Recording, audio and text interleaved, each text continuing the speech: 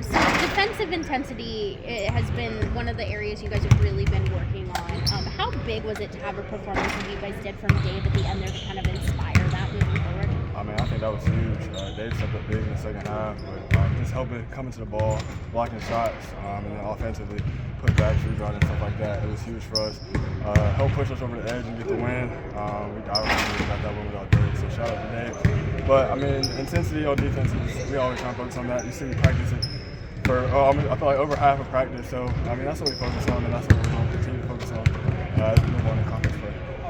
Relationships are a big thing, Cam. We've talked about the meetings and knowing each other's backstories. Just how has the relationships grown since then through these wins and through these efforts together?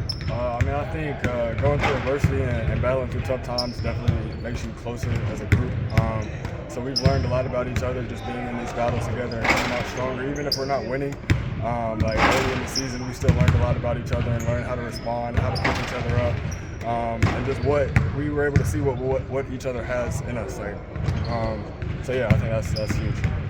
For the first time since late November, you guys will have Jake DeMichael back, if not this game, very soon. How exciting is that just to have another piece of the puzzle back in play? Yeah, I mean, that's very exciting. Jake adds a lot of versatility to the team. I mean, he can score, he can defend, guard multiple positions, so it'll be great to have him back. And just working, adding another piece to the whole. Cam, have you seen teams physically teamed up?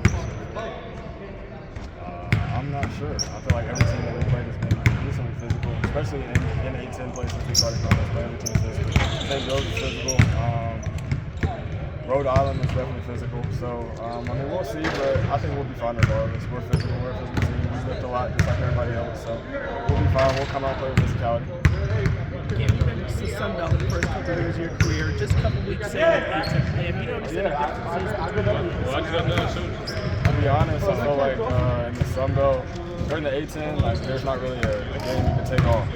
I think last year there were like 8 teams that won 20 games. So in the Sunbelt, there were probably two teams that won 20 games, and the rest of them are pretty average. So I think that's the biggest thing is that there's not a night off here. There's not an easy game. There's not a game that you can just relax in. It's like every game's gonna be a dogfight. Cam, Who compares when you played against them last year to this team now? Are there similarities? I mean, I think I noticed the defense.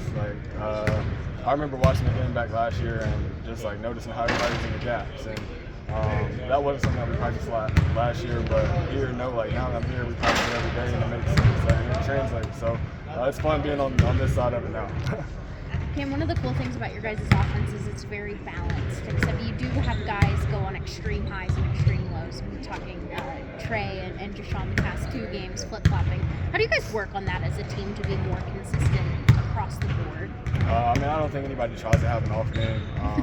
We all work very hard at our craft and stuff like that. But if an off game happens, we're deep enough and we're talented enough that we have other players that can pick each other up.